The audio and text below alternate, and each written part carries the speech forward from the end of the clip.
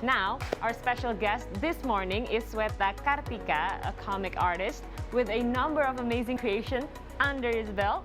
And even more interesting, his comics uphold our culture and also our identity. Hi, Mas Sweta. Thank you for joining us. Good morning. But we also have another guest with us today, as you guys can see, since we are celebrating National Book Day. Yes, of course. We also have an Indonesian author who just released her first book, titled She Smells of Turmeric, last April. And what's more, her book made it to Amazon's #1 new release. Congratulations! Hi, Natasha. Hi, you two. Thank you for joining us here on the C Morning Show. Yes. First, I want to go to Mas Sweta first. We heard that you established this community called Padepokan Raga Sukma. Maybe you can explain to us about that. And you also stated that comics with local nuances are waning. Maybe you can explain about this. Well, actually, Padepokan Raga Sukma is a community that consists of people who have interest in pencaksilat. Oh, Pencaksilat okay. is Indonesian martial art. Yeah, so we are creating some titles. Every comic artist create one titles that consists of pencaksilat tradition. Every title has many volumes. For me, the Pusaka Dewa, the title of Pusaka Dewa, still in 4th volume. This one. Ah, okay. That one. The video is portraying I'm creating Pusaka Dewa, page of Pusaka Dewa. Okay. Now, obviously, you create comics that uplifts Indonesian culture. How do you think it's faring in the market these days? Who is usually your target market? Do you get any local readers, or is it a lot of foreign customers? What is the mix like between the two? Well, speaking of Padepokan Raga Sukma's product, only sell in Indonesia, but other titles like Nusa 5. Maybe I will explain later. Like this title is the market is in Southeast Asia. It's published by Shogakukan Asia, so you can find it on Singapore, Malaya, and in Indonesia in international bookstore like Kinokuniya and something else. Oh, It's in English okay. also. Nice. Especially for Padepokan Raga Sukma, it's for Indonesian market only. It's in bahasa Indonesia. I see. So if you want to learn about pencaksilat, you can go to Padepokan Raga Sukma, like Mas Sweta sure. said. Okay. So now I want to go to Natasha. Natasha, we already spoke with Mas Sweta about the Indonesian culture and Indonesian authors here in Indonesia. But since you spent most of your time overseas, what do you think about this current situation regarding Indonesian literature? Did you read much from Indonesian authors? So actually, I spent most of my years in Jakarta. I grew up in Jakarta mainly, and I went to the US only for college. Okay. So I did learn a lot about, like Indonesian culture just by growing up and by observing everything around me. But it was actually that distance from Indonesia that gave me the sense of, like what's different and what I like, what I maybe don't like, and also from other people as well, like learning more about what they think of and their opinions about Indonesia. Diaspora, yeah. We're looking at the, obviously it's not been released in Indonesia yet, but we're very much looking forward to seeing your book and reading your book, She Smells of Turmeric. Read a short synopsis on it, saying it's about a girl who's spent most of her time abroad and then moves to Indonesia. Is that correct? So is this sort of the opposite of your life, and how much of this is taken from your own personal experiences? Obviously it's a fictional story, but how much of yourself did you put into your story here? I mean, to an extent, every artist has to inject their own voice and their own thoughts into their work. So I definitely have that degree in Cecilia.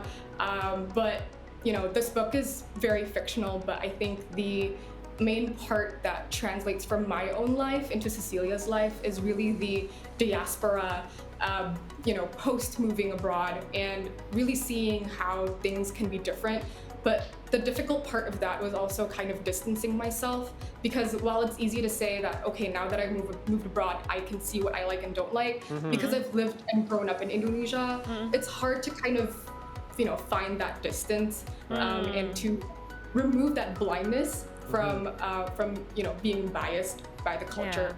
So yeah, that was definitely a challenge, but it helped that I was able to talk to people who had Cecilia's experience or something of that tangent to write the book. It's very interesting that you say that, Natasha. I want to go back to Sweta for a moment. Natasha just mentioned every artist sort of has a little bit of themselves in their work, or whether it's a story, whether it's a character. Now, one of your more renowned work is the Nusantara Ranger, which you worked on with several other colleagues as well. The character is a protagonist with very distinct Indonesian characteristics. And it was very popular around 2014 and 15. Now, how much of that character, how much do you put of yourself into your characters that you create and that you have a backstory for and things of that sort? Because obviously you have more of a visual aspect to your stories and to your work as well. Well, for me, myself, I rarely put myself into the story. Depends on what title. Especially for Nusantara Ranger, no, I'm not involved in it.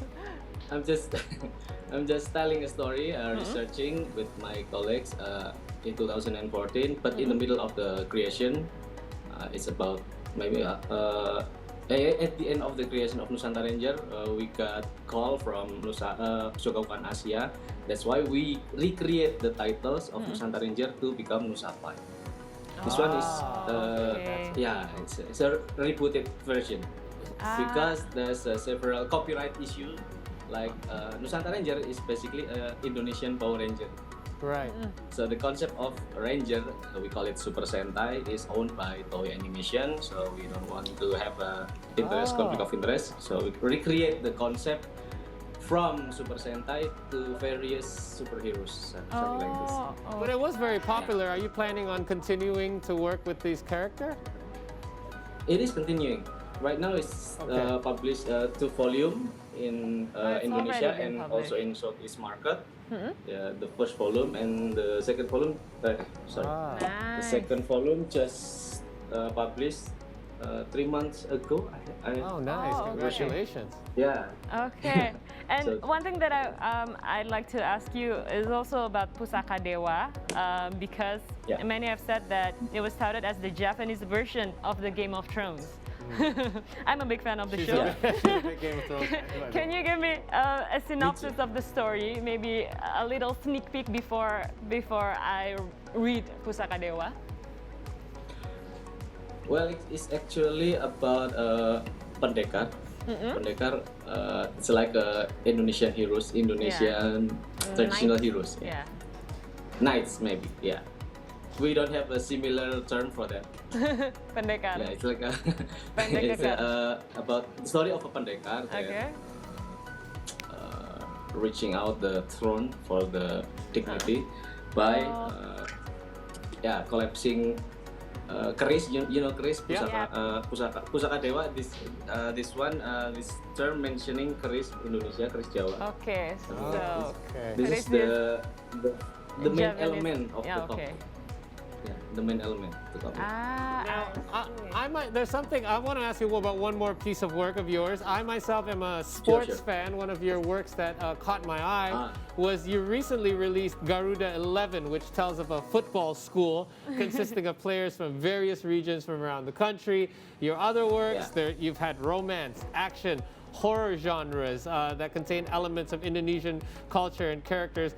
I want to know, you have such a wide range. Where do you draw your inspiration from? Does it just come to you, or is it something that from your personal life that you've seen or you can draw inspiration from? Where do these ideas and characters come from?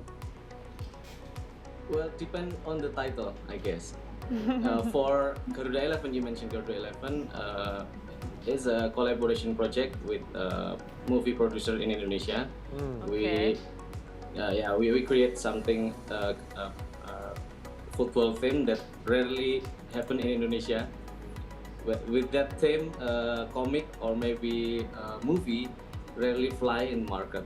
So we have a same concern why the team of football is, still cannot fly in Indonesia, because Indonesia biggest football fans. Yeah.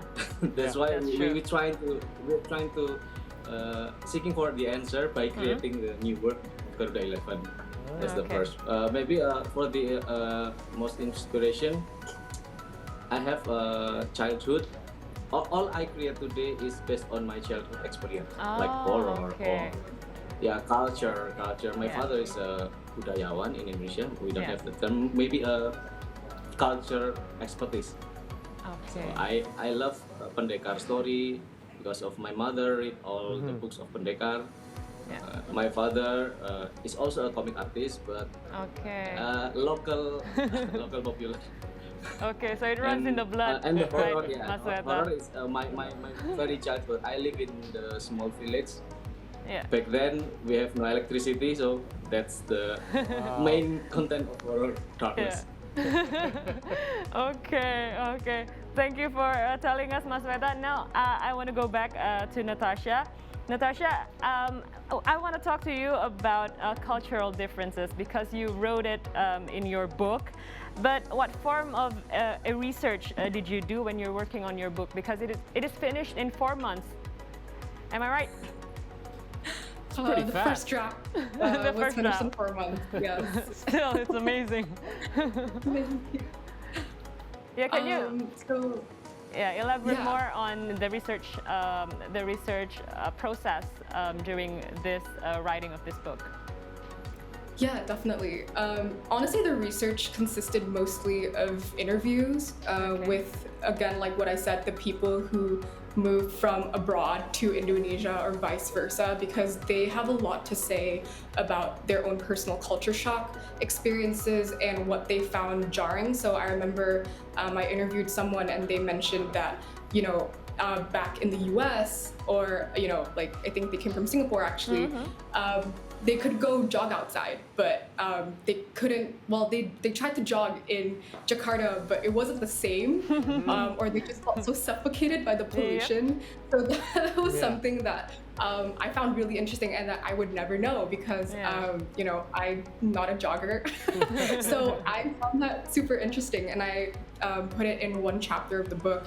But beyond interviews, for example, I also took a lot of inspiration from just everyday people because my book is very character driven.